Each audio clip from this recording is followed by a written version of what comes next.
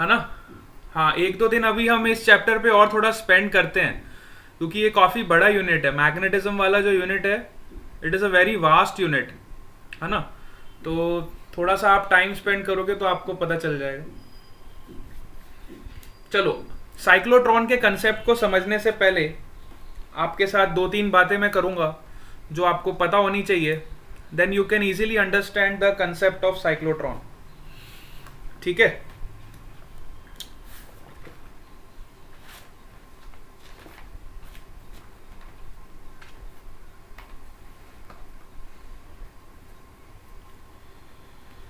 तो सबसे पहले मैं आपके साथ स्क्रीन शेयर कर देता हूँ।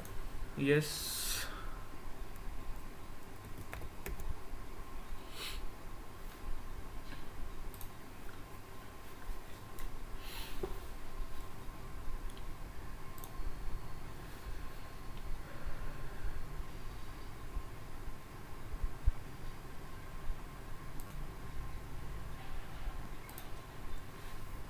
हाँ, स्क्रीन में शेयर कर रहा हूँ, एक मिनट। हाँ, I am sharing screen with you.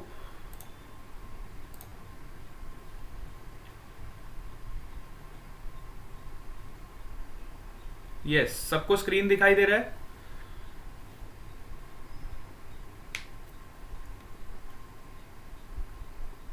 All of you are getting the screen? Okay, very good. चलो, तो सपोज करो हमारे पास एक चार्ज है Q,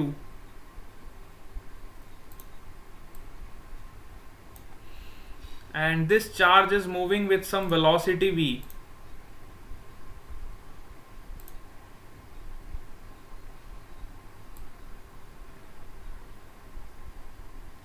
This charge is moving with some velocity v, and it enters the uniform magnetic field. Suppose करो यहाँ पे इस रीजन में मैग्नेटिक फील्ड है, which is a uniform magnetic field. You can see that the magnetic field is into the plane, and let's say the charge is moving with some velocity v, and when it enters the uniform magnetic field, तो आप देखो इस पे force किस तरफ लगेगा। We know that F is equal to Q into V cross B.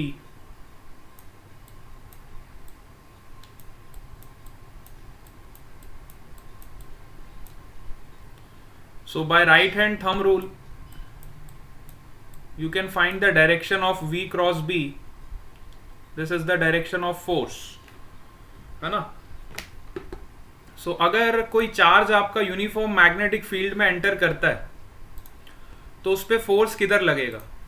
तो देखो, मैग्नेटिक फील्ड आपकी इनटू द प्लेन जा रही है और वेलोसिटी आपकी इस डायरेक्शन में, है ना। वेलोसिटी का डायरेक्शन इधर है और मैग्नेटिक फील्ड आपकी इनटू द प्लेन है।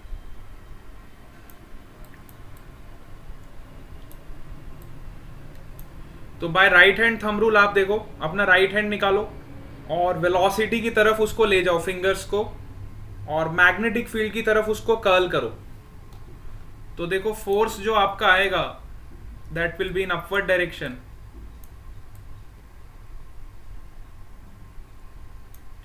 Force will act in this direction.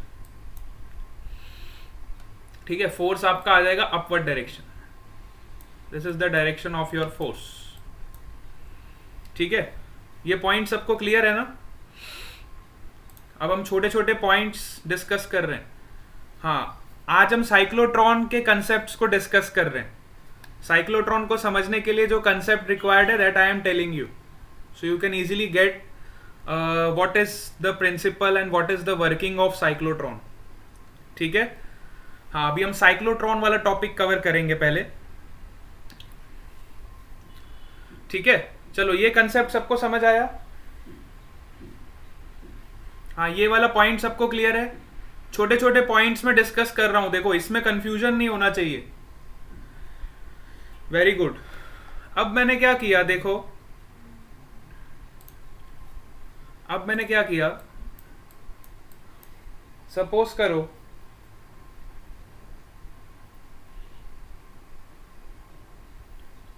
अब ये चार्ज अगर कंप्लीटली इस फील्ड के अंदर एंटर हो गया, अभी तो हमने फोर्स की डायरेक्शन निकाली है ना, फोर्स की डायरेक्शन हमने निकाल ली। सपोज करो अगर ये चार्ज आपका इस फील्ड के अंदर एंटर हो जाए, है ना, इधर ही मैं बता देता हूं। सपोज करो आपका चार्ज यहां से चलना स्टार्ट हुआ, चलते चलते चलते चलते चलते चलते ये पहुंच गया कुछ यहां पे, और जैसे ये फील्ड के अंदर एंटर होगा तो इसकी टेंडेंसी तो होगी राइट साइड जाने की, बट इस पे मैग्नेटिक फोर्स जो लग रहा है वो ऊपर की तरफ लग रहा है, तो ये अपने पाथ से थोड़ा ऐसे डेविएट हो जाएगा। फिर ये आगे जाना चाहेगा लेकिन मैग्नेटिक फोर्स ऊपर लगेगा, तो फिर ये ऐसे डेविएट हो जाएगा। फिर ये आगे जाना चाहेगा, मैग्नेटिक फोर्स ऊपर की तरफ लगेगा, फिर इसका पाथ ऐसे डेविएट हो जाएगा। फिर ये आगे की तरफ जाना चाहेगा, इस पे मैग्नेटिक फोर्स ऊपर लगेगा, तो फिर ये डेविएट हो जाएगा। इस तरह से जो आपका चार्ज है वो यूनिफॉर्म मैग्नेटिक फील्ड में इस सर्कुलर पाथ को फॉलो करेगा। समझ आया? इस तरह से आपका जो चार्ज है, देखो असल में हो क्या रहा है इसको समझो। आपका पार्टिकल जाना चाहता है एकदम स्ट्रेट, या आपका चार्ज जो भी है वो एकदम स्ट्रेट जाना चाहता है, लेकिन मैग्नेटिक फोर्स कहाँ लग रहा है? ऊपर की तरफ। तो चार्ज आपका जाना तो यहाँ पे चाहता है, लेकिन इस मैग्नेटिक फोर्स के कारण, ये जो मैग्नेटिक फोर्स अपवर्ड डायरेक्शन में लग रहा है और वेलोसिटी इस डायरेक्शन में है, इसके कारण ये चार्ज आपका सीधे जाने की बजाय ऐसे डेविएट हो जाता है। फिर जब चार्ज आपका इस पॉइंट पे पहुंचा तो वापस ये जाना तो आगे की तरफ चाहता है, लेकिन मैग्नेटिक फोर्स इसको ऊपर की तरफ खींचता है, तो वापस इसका पाथ जो है वो इस तरह से डेविएट हो जाता है। समझ रहे हो? तो due to continuous deviation your charge will follow this circular path. इस तरह से आपका चार्ज अगर यहां से इन जा रहा है तो यहां से बाहर निकलेगा, है ना। यहां से अगर आपका चार्ज एंटर हो रहा है तो यहां से आपका चार्ज लीव हो जाएगा। इस तरह के पाथ को फॉलो करता है in presence of uniform magnetic field, जब यहां पे मैग्नेटिक फील्ड प्रेजेंट है तो। ठीक है? So this is the concept we are going to use to understand the concept of cyclotron.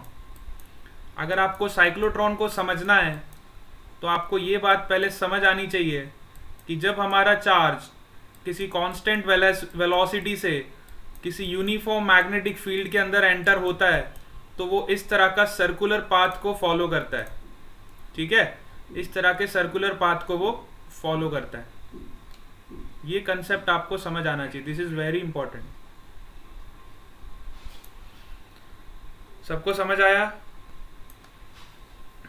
Yes, all of you understand this?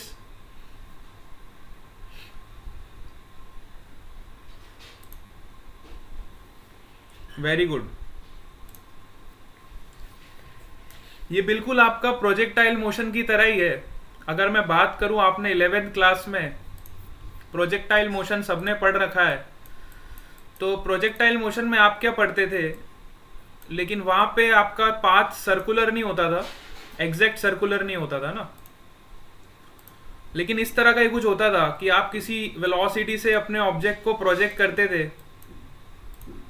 You are projecting your object with some velocity at an angle theta, लेकिन वो particle आपका इधर जाना चाहता था, लेकिन होता क्या था, ग्रेविटी उसको नीचे खींच लेती थी, तो उसका पाथ ऐसे डेविएट हो जाता था, है ना। पार्टिकल आपका सीधा जाना चाहता है, ग्रेविटी नीचे खींचती है तो वो कर्व की तरफ मुड़ जाता है। फिर पार्टिकल सीधा जाना चाहता है, ग्रेविटी नीचे खींचती है तो वो इस तरह का मोशन करता है। फिर पार्टिकल सीधा जाना चाहता है, ग्रेविटी नीचे खींच लेती है तो वो पार्टिकल इस तरह के पाथ को फॉलो करता है। Because of this gravity force which is pulling towards itself, particle is not able to move in a straight path, so it will follow this curve। बिल्कुल वही कंसेप्ट जैसे यहाँ पे ग्रेविटी या ग्रेविटेशनल फोर्स उस particle को खींचता था प्रोजेक्टाइल मोशन में, यहाँ पे कौन सी फील्ड है, यहाँ पे मैग्नेटिक फील्ड है जो इस पार्टिकल को ऊपर की तरफ फोर्स लगा रही है, और पार्टिकल सीधा जाना चाहता है लेकिन अपना रास्ता भटक जाता है। हम बोलते हैं ना, हमने तैयारी कर ली पूरी 100%, हमारा रिजल्ट तो 100% आना चाहिए, लेकिन कोई ना कोई एक्सटर्नल फोर्स लग जाता है जिसकी वजह से हमारा पाथ डेविएट हो जाता है और हम इस तरह के कर्व को फॉलो करने लगते हैं। ठीक है, तो बिल्कुल वैसा ही कंसेप्ट है, ये कंसेप्ट आप पढ़ चुके हो। चलो इस पे कुछ और बातें कर लेते हैं। अब हमें इतनी बात तो समझ आ गई कि हमारा जो पार्टिकल है वो इस तरह का सर्कुलर मोशन करेगा जब भी वो किसी यूनिफॉर्म मैग्नेटिक फील्ड में एंटर करेगा, है ना। अगर हमारा चार्ज यूनिफॉर्म मैग्नेटिक फील्ड में एंटर करेगा तो वो इस तरह के सर्कुलर मोशन को कंप्लीट करने की कोशिश करेगा। ठीक है, लेकिन यहाँ पे वो सेमी सर्कल ही कंप्लीट कर पा रहा है। ऐसा क्यों हो रहा है? क्योंकि आप देखो इस वाले रीजन में कोई भी मैग्नेटिक फील्ड नहीं है ना। In this region there is no magnetic field, there is magnetic field only in this region, इसलिए वो सेमी सर्कल ही कंप्लीट कर पा रहा है ना। अगर इस वाले रीजन में भी मैग्नेटिक फील्ड होती तो वो कंप्लीट सर्कल भी कंप्लीट कर लेते। ठीक है, तो अगर इतनी बात हमें समझ आई कि पार्टिकल जब एंटर होता है तो वो इस तरह का सेमी सर्कुलर मोशन कंप्लीट कर रहा है इस केस में, है ना। तो मैं यहाँ पे पार्टिकल को शो कर देता हूँ। अब I will erase this, yes, this is my particle is entering in this field, और जैसे ही एंटर होता है तो इस तरह से ये गोल घूम के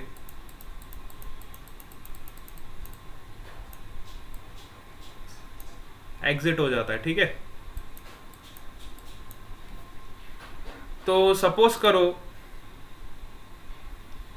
अब मुझे निकालना है कि इसका रेडियस कितना होगा, है ना। जिस पाथ पे ये रोटेट करके आया है इसका रेडियस कितना होगा।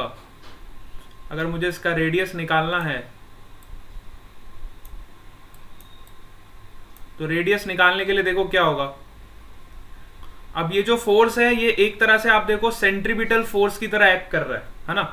पार्टिकल जाना सीधा चाहता है लेकिन मैग्नेटिक फोर्स ऊपर लग जाता है, तो वो एक तरह से सेंटर की तरफ एक फोर्स इसको अपनी तरफ खींच रहा है। इसको हम सेंट्रीपिटल फोर्स भी बोलते हैं। और सेंट्रीपिटल फोर्स का जो इक्वेशन होता है वो क्या होता है? सेंट्रीपिटल फोर्स आप लोग पढ़ चुके हो, विच इज mv²/r।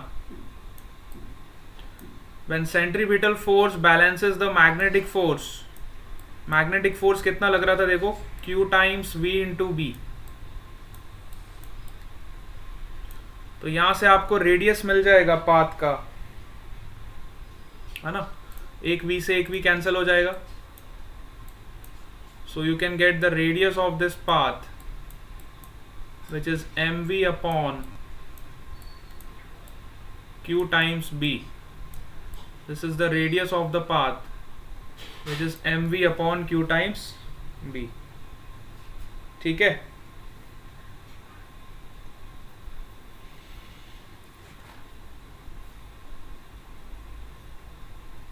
इसके अलावा फिर आप सर्कुलर मोशन के कंसेप्ट्स लगा सकते हो यहाँ पे, है ना। जैसे हमें पता ही है अगर कोई पार्टिकल सर्कुलर मोशन कर रहा है तो सर्कुलर मोशन के कंसेप्ट्स आ जाएंगे। V is equal to R omega, you can write। Circular motion के कंसेप्ट्स आप यूज कर सकते हो। V is equal to R omega। You can also write omega is equal to 2π/t।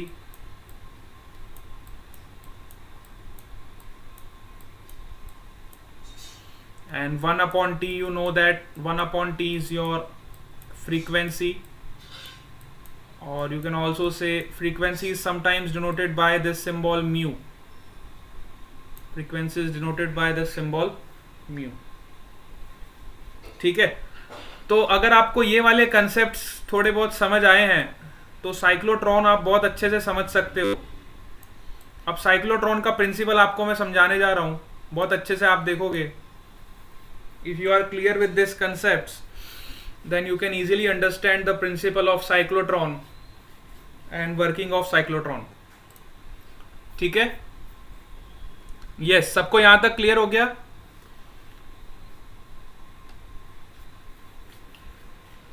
Very good.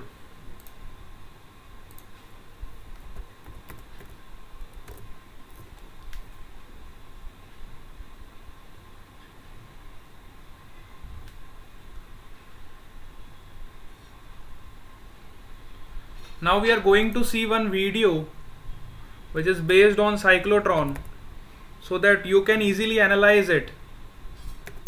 आपको analyse हो जाएगा कि cyclotron सही में क्या होता है. ठीक है, सब लोग रेडी हो? All of you are ready?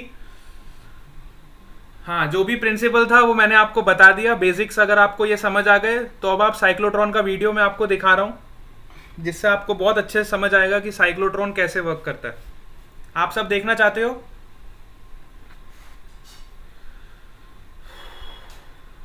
चलो ठीक है. Of course yes, very good.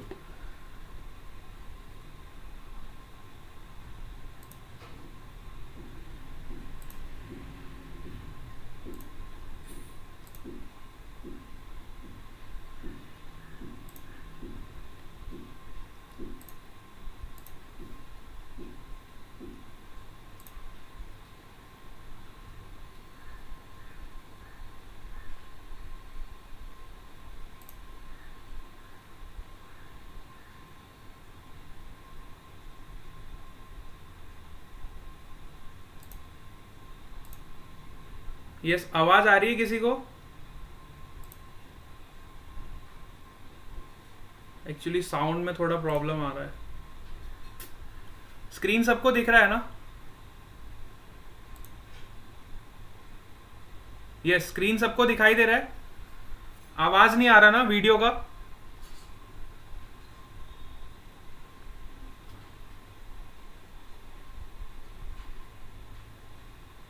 Voice cut हो रहा है. देखो, इस तरह का डिवाइस होता है साइक्लोट्रॉन. मैं आपको साथ साथ एक्सप्लेन करते जाऊंगा. साइक्लोट्रॉन में जनरली प्रोटॉन या ड्यूट्रॉन चार्ज पार्टिकल्स को हम एक्सेलरेट करवाते हैं ना. It is a device which is use to accelerate the charge particles, है ना. चार्ज पार्टिकल्स को एक्सेलरेट कराने के लिए हम इस डिवाइस का यूज करते हैं, जिसको हम बोलते हैं साइक्लोट्रॉन.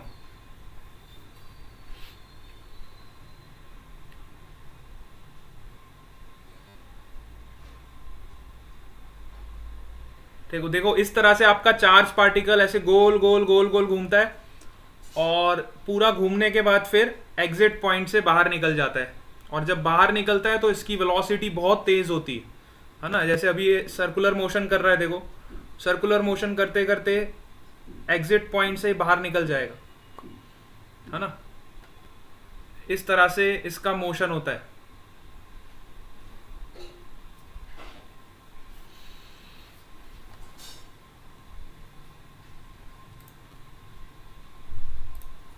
मेरे ख्याल से आवाज नहीं आ रहा होगा वीडियो में.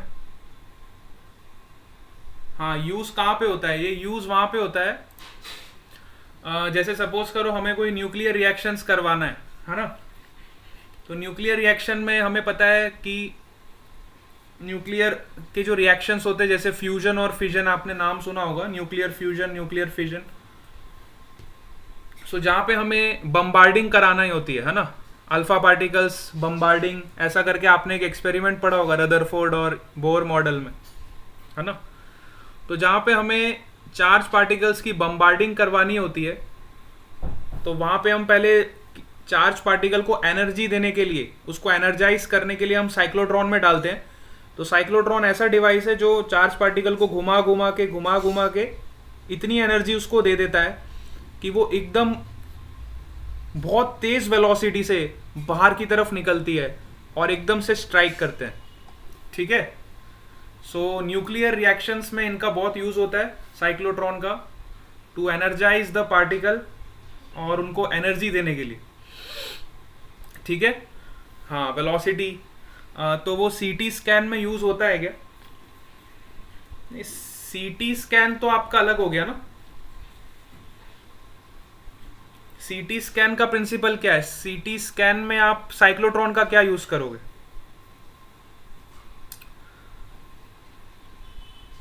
इसका जो मैक्सिमम यूज होता है वो न्यूक्लियर रिएक्शंस में होता है, ठीक है। न्यूक्लियर रिएक्शंस जब हमें करवाने होते हैं वहां पे हम साइक्लोट्रॉन का यूज करते हैं। चलो अब इस वीडियो को देखो, मैं आपको साथ साथ एक्सप्लेन करते जाऊंगा। तो साइक्लोट्रॉन में देखो क्या होते हैं, ये दो डी शेप के एलिमेंट्स होते हैं, ठीक है।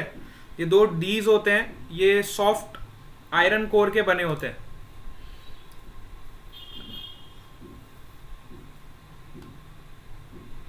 ये मेटल के बने होते हैं, मेटेलिक डी शेप के दो आपके पास ऐसे एलिमेंट्स होते हैं। इन दोनों एलिमेंट्स को मैं यूज करता हूं साइक्लोट्रॉन को बनाने के लिए। अभी हम कंस्ट्रक्शन डिस्कस कर रहे हैं। अब ये दोनों एलिमेंट्स को मैंने देखो अलग अलग टर्मिनल से कनेक्ट कर दिया। एक आपका पॉजिटिव टर्मिनल है, दूसरा आपका नेगेटिव टर्मिनल है, ठीक है। I am connected this with an oscillator. दोनों डीज को मैंने ऑसिलेटर की हेल्प से कनेक्ट करा है। एक को पॉजिटिव टर्मिनल बना दूंगा और एक को नेगेटिव टर्मिनल, है ना। देखो ऑरेंज वाला आपका पोर्शन पॉजिटिव है, ब्लू वाला नेगेटिव है। तो इलेक्ट्रिक फील्ड देखो कहां से निकल रही है, from positive to negative. Electric field देखो कहां से निकल रही है, from positive terminal to negative. कुछ टाइम बाद पोलैरिटी रिवर्स हो जाएगी, है ना। कुछ टाइम बाद पोलैरिटी रिवर्स हो जाएगी तो आपकी इलेक्ट्रिक फील्ड की डायरेक्शन चेंज हो जाएगी, ठीक है। अब ये दोनों डीज के ऊपर और नीचे मैंने देखो आपको जो दिखाई दे रहा है ब्राउन कलर के एलिमेंट्स है सर्कुलर शेप के, ये दोनों इलेक्ट्रोमैग्नेट्स है। देखो नीचे वाला इलेक्ट्रोमैग्नेट ये नॉर्थ पोल है और ऊपर वाला इलेक्ट्रोमैग्नेट का साउथ पोल है, ठीक है। This is the electromagnet which is connected to this dees, है ना। डीज के नीचे और ऊपर आपके इलेक्ट्रोमैग्नेट्स है।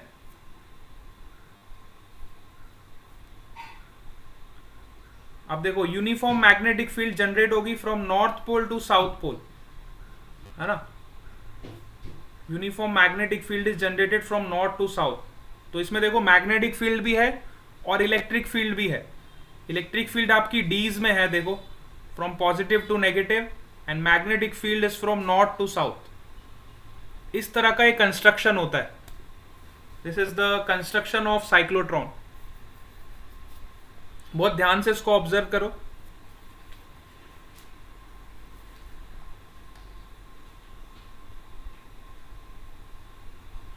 है ना।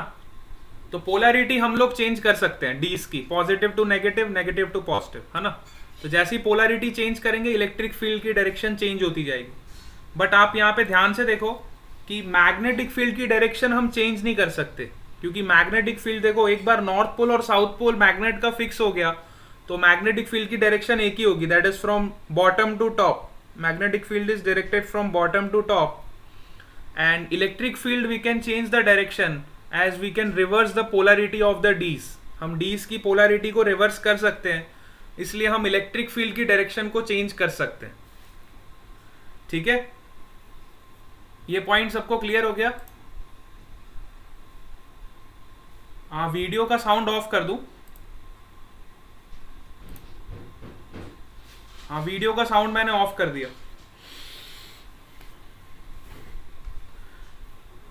अच्छा, ये पॉइंट यहां तक क्लियर हो गया, फिर से बताऊं? हाँ, यहां तक क्लियर है ना सबको? हमारे पास दो डीज है और ऊपर और नीचे इलेक्ट्रोमैग्नेट्स है, ठीक है। Yes, very good. मैंने साउंड्स ऑफ कर दिए। सो अब आप देखोगे इसमें जैसे ही मैंने इसको कनेक्ट किया और एक प्रोटॉन लिया,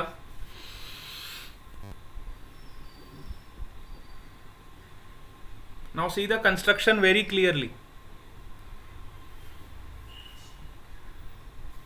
तो देखो इस प्रोटॉन पे फोर्स कहां लगेगा, फ्रॉम पॉजिटिव टू नेगेटिव, है ना। Force equal to Q into E, हमें पता है। तो ये इलेक्ट्रिक फील्ड इस प्रोटॉन को ऑरेंज वाली डिस्क से ब्लू वाली डिस्क की तरफ पुश करेगी, है ना। Acceleration is Q by M, force equal to Q. तो ये प्रोटॉन ये वाली डिस्क से इधर तक जाएगा, ऑरेंज टू ब्लू रीच कर जाएगा, ठीक है। अब जैसे ये सेकेंड वाली डिस्क पे एंटर करेगा, है ना, सेकेंड वाली डिस्क पे जैसे ही आपका प्रोटॉन जो है ये एंटर करेगा, तो देखो डिस्क के अंदर खाली मैग्नेटिक फील्ड है, डिस्क के अंदर कोई भी इलेक्ट्रिक फील्ड नहीं है ना। डिस्क के अंदर मैग्नेटिक फील्ड है, और जैसे ही वो एंटर करेगा, तो अभी अभी मैंने आपको बताया था कि जैसे ही आपका पार्टिकल एंटर करता है यूनिफॉर्म मैग्नेटिक फील्ड में, तो वो इस तरह का सर्कुलर मोशन करता है ना, इस तरह का सर्कुलर मोशन करता है। सो जैसे ही पार्टिकल आपका डिस्क पे एंटर होगा, तो वो ऐसा सर्कुलर मोशन करके बाहर आ जाएगा, ठीक है। अब जैसे ही बाहर आएगा, तो मैं क्या करूंगा, डिस्क की पोलैरिटी फिर से चेंज कर दूंगा। जैसे ही पार्टिकल आपका ये डिस्क में घूम के बाहर को आ जाएगा, तो मैं क्या करूंगा, इस डिस्क की पोलैरिटी को फिर से चेंज कर दूंगा। ध्यान से देखना, मैंने डिस्क की पोलैरिटी फिर से चेंज कर दी। तो जैसे ही पोलैरिटी चेंज करी, तो ये ब्लू वाली डिस्क अब पॉजिटिव चार्ज हो गया और ऑरेंज वाली डिस्क पे नेगेटिव चार्ज हो गया, तो इसको वापस इधर की तरफ फोर्स लगेगा, ऑरेंज डिस्क की तरफ। समझ आया।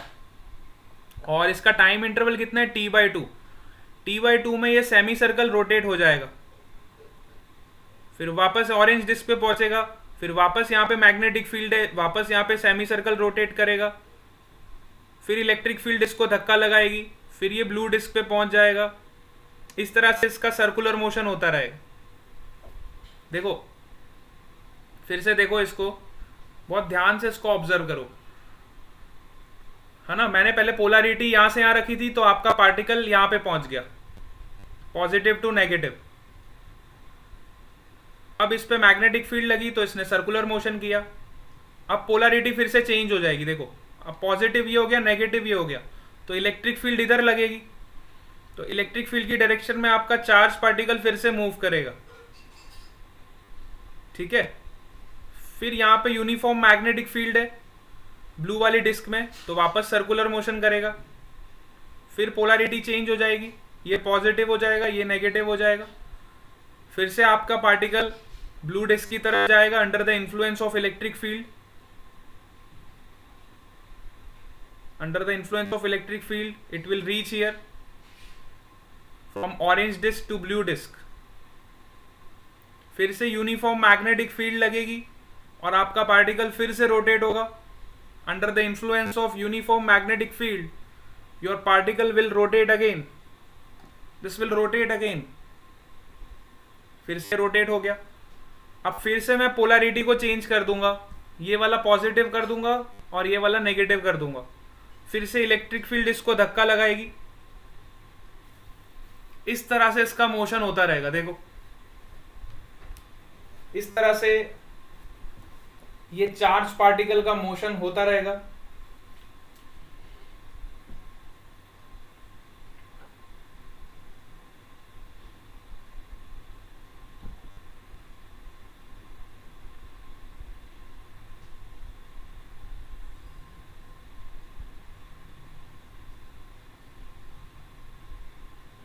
और यहां से देखो ये एग्जिट हो जाएगा, फिर जब हमें एग्जिट कराना है, देखो दिस इज R1, रेडियस भी देखो बढ़ती जा रही है, R1, R2, R3, R4, R5, radius is increasing continuously.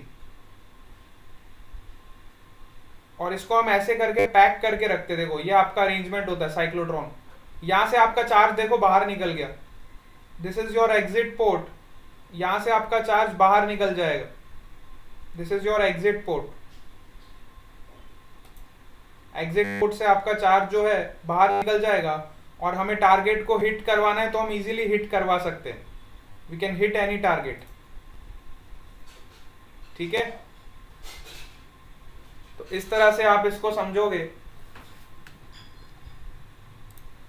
तो this is the principle and working of cyclotron. अब सबको क्लियर हो गया?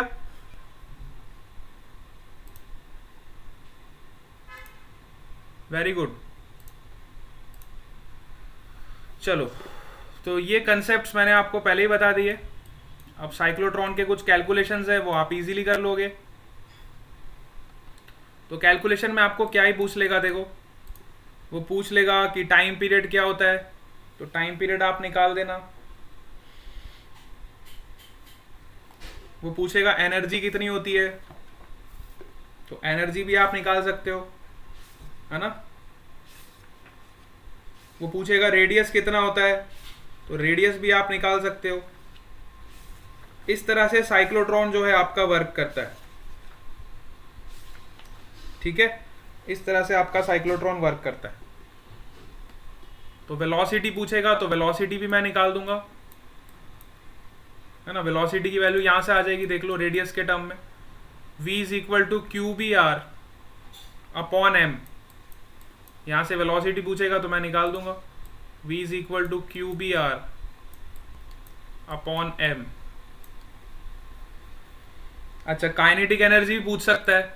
हम पार्टिकल को चार्ज कर रहे हैं, देखो पार्टिकल की रेडियस हम इंक्रीज करते जा रहे हैं, है ना। रेडियस आपका इंक्रीज हो रहा है तो वेलोसिटी भी आपका इंक्रीज हो रहा है। चार्ज तो आपका कांस्टेंट है, मैग्नेटिक फील्ड भी आपकी कांस्टेंट है, मास भी आपके चार्ज का कांस्टेंट है। So you are increasing the radius, you are increasing the velocity. If you are increasing the velocity, then your kinetic energy will also increase, and we know that kinetic energy is equal to half mv square, so we can easily write half m into v. What is the velocity? So you can put the equation of velocity from here, qbr upon m. So I can write here qbr upon m whole square. तो यहाँ से आपको kinetic energy का value भी मिल जाएगा, half into M into Q square B square R square upon M square. ठीक है, एम से एम देखो कैंसिल हो गया, you will get Q square B square R square upon 2m। This is the value of your kinetic energy. So यहाँ से हमें kinetic energy का भी वैल्यू पता चल गया,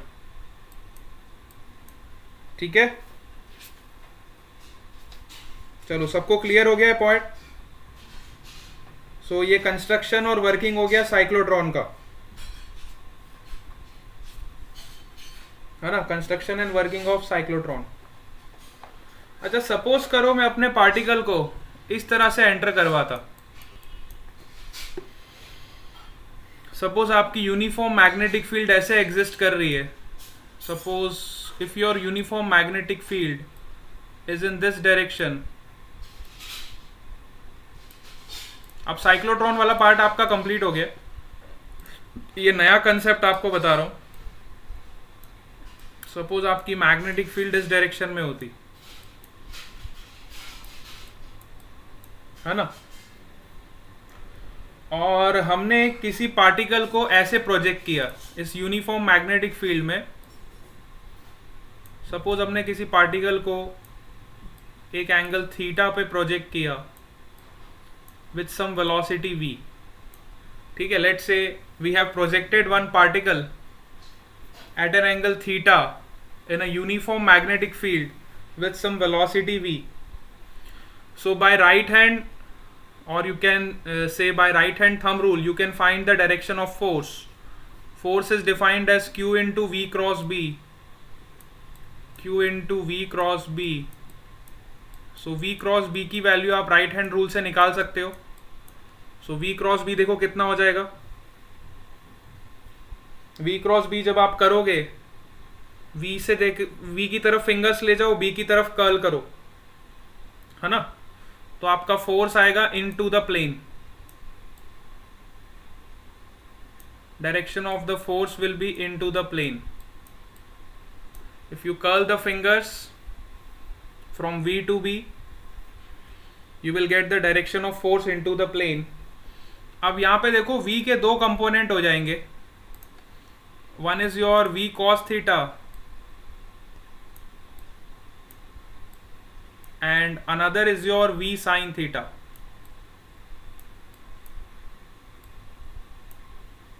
वेलोसिटी के दो कंपोनेंट्स हो जाएंगे,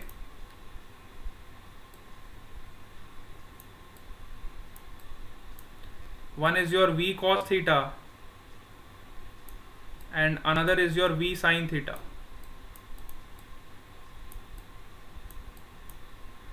है ना?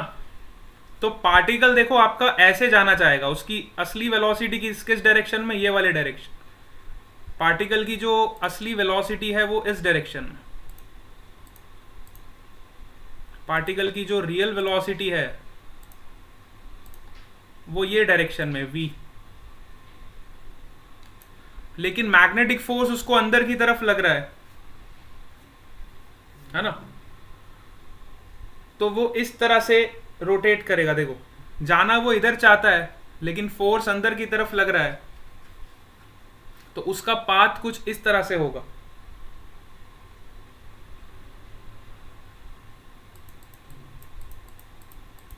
क्योंकि इसके पास दो कंपोनेंट्स है, एक तो v sin theta, v sin theta वाला कंपोनेंट इसको ऊपर की तरफ ले जाएगा तो ये पार्टिकल ऊपर जाएगा, और v cos थीटा वाला कंपोनेंट इसको आगे की तरफ ले जाएगा। तो ये सर्कुलर मोशन तो नहीं कर पाएगा, सर्कुलर प्लस लीनियर दोनों मोशन करेगा।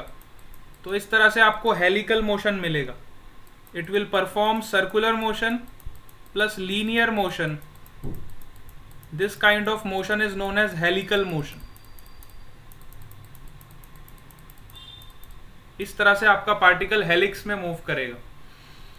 क्योंकि अगर मान लो v cos थीटा वाला कंपोनेंट जीरो हो जाता तो पार्टिकल आपका प्योर सर्कुलर मोशन करता, लेकिन v cos थीटा वाला कंपोनेंट क्या कर रहा है, इस पार्टिकल को आगे की तरफ लीनियर मोशन प्रोवाइड कर रहा है। v sin थीटा वाला सर्कुलर मोशन प्रोवाइड कर रहा है और v cos थीटा वाला लीनियर मोशन प्रोवाइड कर रहा है। So this is a combination of circular plus linear motion, so you are getting this helical path. आपको इस तरह का हेलिकल पाथ मिलता है। अब कई बार एग्जाम में इस पे क्वेश्चंस क्या पूछ लेता है, वो कई बार क्वेश्चंस इस तरह के क्वेश्चन में ऐसे आते हैं कि what is the radius of this helical path. So radius of this helical path which is equal to, radius क्या होता है बताओ, अभी अभी हमने निकाला। Radius is defined as m into V upon q into B. अभी अभी हमने ऊपर कैलकुलेट किया ना कि रेडियस कैसे निकालते हैं। So radius is your M V upon Q B. देखो इधर हमने निकाला था r is equal to M into V upon Q into B. ठीक है, तो यहाँ पे एक बात ध्यान देने की जरूरत ये है कि जो हम ऊपर v कंसिडर करते थे वो आपका v परपेंडिकुलर कंपोनेंट होता था। सर्कुलर मोशन में तो v हमेशा v परपेंडिकुलर ही होता है, लेकिन हेलिकल मोशन में आपके पास हॉरिजॉन्टल कंपोनेंट भी होता है। So you have to keep in mind, always consider here the perpendicular component of velocity. This is the concept. So you will get m into V sine theta upon Q B. This is the radius of your helical path, है ना? तो इस path का radius क्या होगा, M V sine theta upon Q B. अच्छा, कई बार पूछ लेता है what is the pitch of the path. अब पिच क्या होता है, देखो pitch is defined as distance from centre to centre. अगर मैं ये सेंटर से ये सेंटर की बात करूं तो ये आपका हो गया pitch. This distance is known as your pitch.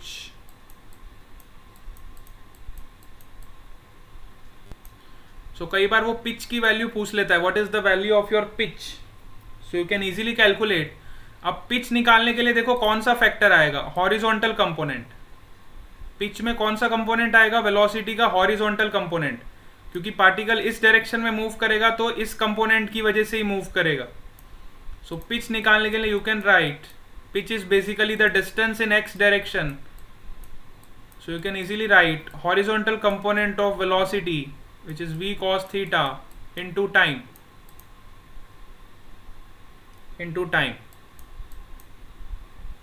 ठीक है। अब टाइम का वैल्यू तो आप निकाल सकते हो, हमने अभी अभी निकाला v cos theta time is defined as 2 pi by omega. Since omega is 2 pi by t, so I can write time as 2 pi by omega, है ना. टाइम को मैं 2 पाई बाई ओमेगा लिख सकता हूँ, और ओमेगा की वैल्यू क्या होती है, क्यू बी अपॉन एम. यहां से हम निकाल सकते हैं ओमेगा की वैल्यू. देखो omega is equal to V R, मैंने कंसेप्ट ऊपर ही बता दिया है ना. Omega is equal to V upon R, तो v की वैल्यू हमें पता है, उसको r से डिवाइड कर दो. तो ये वाला रिलेशन देखो, v बाय आर का रेशियो क्या होगा, क्यू बी अपॉन एम. इस इक्वेशन से देखो v upon R will be equal to Q B upon M, है ना. तो ये रिलेशन मैं डायरेक्टली यूज कर रहा हूँ. ओमेगा की जगह पे क्यू बी अपॉन एम लिख दूंगा, तो मुझे देखो क्या मिलेगा, v cos theta into 2 pi upon Q B upon M. ठीक है. सो ये आपका हो गया पिच का value. This is the pitch in horizontal direction which is 2 pi M V cos theta upon Q B. 2 pi M V cos theta upon Q B.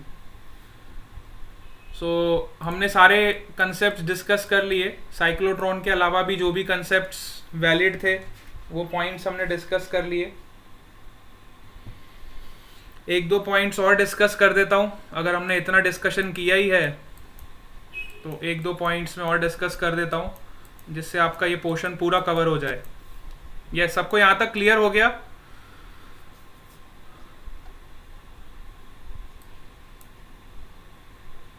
Everyone is clear up to this point.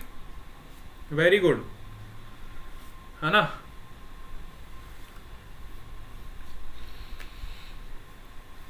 चलो ये वाला part clear हो गया. अच्छा, suppose करो हमारा particle ऐसे enter करता,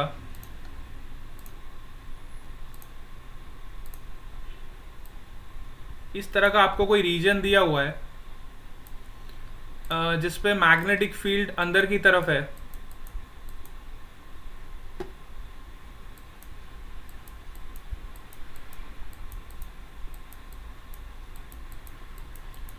and your particle is moving from this direction,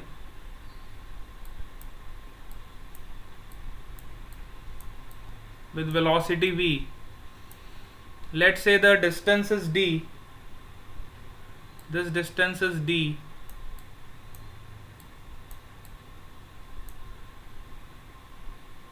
ठीक है. आपका पार्टिकल ऐसे एंटर कर रहा है एंड इस तरह से डेविएट हो रहा है, इस तरह से डेविएट होके ऐसे जा रहा है. अब ये पूरा सेमी सर्कल कंप्लीट नहीं कर पा रहा है. क्यों नहीं कर पा रहा है? क्योंकि d का वैल्यू r से बहुत ही छोटा है. This gap is very very less than the radius of the circle. अगर आपको ऐसी कंडीशन दी है कि आपका ये जो गैप है, ये दो प्लेट्स के बीच का जो गैप है जिसमें यूनिफॉर्म मैग्नेटिक फील्ड एग्जिस्ट कर रही है, अगर ये गैप बहुत ही छोटा है रेडियस से, सो आपका पार्टिकल सेमी सर्कल कंप्लीट नहीं कर पाएगा. तो आपका पार्टिकल इस तरह से डेविएट हो जाएगा. अब कई बार एंगल ऑफ डेविएशन पूछ लेते हैं, तो एंगल ऑफ डेविएशन क्या होता है? देखो आपका पार्टिकल फाइनली किधर निकला, इधर से बाहर निकला, और वो जाना किधर चाहता था, इधर स्ट्रेट जाना चाहता था. पार्टिकल की जाने की इच्छा इस डायरेक्शन में थी, लेकिन बेचारा मैग्नेटिक फील्ड के चक्कर में फंस गया और वो इधर पहुंच गया. मैग्नेटिक फील्ड ने उसकी हालत खराब कर दी और वो इस डायरेक्शन में पहुंच गया. So this angle is known as your angle of deviation. This angle is known as angle of deviation.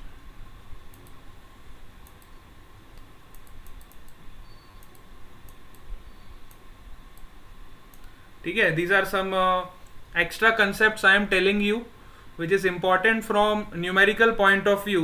If you solve the numericals you will find this. कई बार न्यूमेरिकल्स में पूछ लेते हैं कि what is the angle of deviations, तो बच्चों को पता ही नहीं होता है, कंफ्यूज हो जाते हैं, सर एंगल ऑफ डेविएशन क्या होता है. अरे कुछ नहीं होता है. देखो आपका जो पार्टिकल इधर जाना चाहता था, मैग्नेटिक फील्ड के कारण इधर मुड़ गया, तो ये इतना एंगल से वो डेविएट कर गया, so this is your angle of deviation. जाने की इच्छा इधर थी, पहुंच इधर गया, तो इतना एंगल वो रोटेट हो गया। समझ आया? अब इसको आप सिंपली निकाल सकते हो, है ना। Let's say this is your R, this is your radius, this is your D. तो यहां से आप निकाल लोगे दिस एंगल इज डेल्टा, तो ये वाला एंगल भी आपका डेल्टा आ जाएगा, है ना। इसके बाद तो कैलकुलेशन वाला पार्ट है, वो पार्ट मैं आपके साथ अभी डिस्कस नहीं कर रहा, खाली मैं आपको समझाने के लिए बता रहा हूँ। इस तरह से अगर कोई क्वेश्चन आपके पास आ रहा है तो आप टैकल कर लोगे।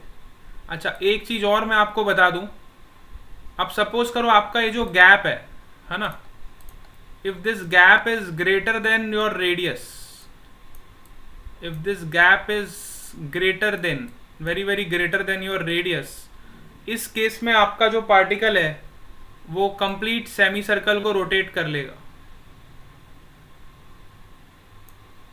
ठीक है, अगर ये गैप बहुत ज्यादा बड़ा है रेडियस के कंपैरिजन में तो आपका पार्टिकल सेमी सर्कल घूम जाएगा, लेकिन अगर गैप आपका बहुत छोटा है तो आपका पार्टिकल सेमी सर्कल पूरा कंप्लीट नहीं कर पाएगा। बस यही कंसेप्ट मैं आपको बताना चाहता था। तो इस केस में पार्टिकल का जो रेडियस है which is small as compare to this gap D, so in this case if your particle enters here, it will definitely complete the semicircle and move out of this region। ठीक है, सो इस case में आपका angle of deviation क्या होगा? देखो, particle जाना ऐसे चाहता था लेकिन फाइनली डेविएट करके यहां पे पहुंच गया, so these both vectors are anti-parallel vectors, so you can say that angle of deviation is 180 degree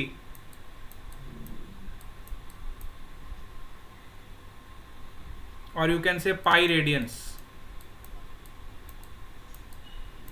ये वाले केस में तो आप एंगल ऑफ डेविएशन इजीली निकाल सकते हो। पार्टिकल इनिशियल वेलोसिटी इधर है, फाइनल वेलोसिटी इधर है, दोनों वेक्टर्स के बीच का एंगल देख लो, this is your initial velocity, this is your final velocity, this is your angle of deviation, this is from initial vector to final vector, 180 degree. ठीक है, हाँ, इससे ज्यादा कुछ नहीं पूछ पाएगा आपको। अगर आप इतना समझ गए हो तो मेरे ख्याल से ये वाला कंसेप्ट क्लियर हो गया। हाँ, कल की क्लास भी हम रिवीजन क्लास की तरह ही लेंगे और इस चैप्टर से रिलेटेड थोड़े बहुत कंसेप्ट्स और जो बचे हैं वो भी मैं आपको सारे बताऊंगा, और मंडे से फिर हम नया चैप्टर स्टार्ट करेंगे। इन द मीनवाइल आपको जो भी होमवर्क दिया जाएगा आप उसको कंप्लीट कर लेना प्रॉपरली, और एनसीईआरटी बहुत अच्छे से करके जाना सब, एनसीईआरटी के solved example and NCERT exercise. Yes, bye bye to all of you, we will meet again in the next class.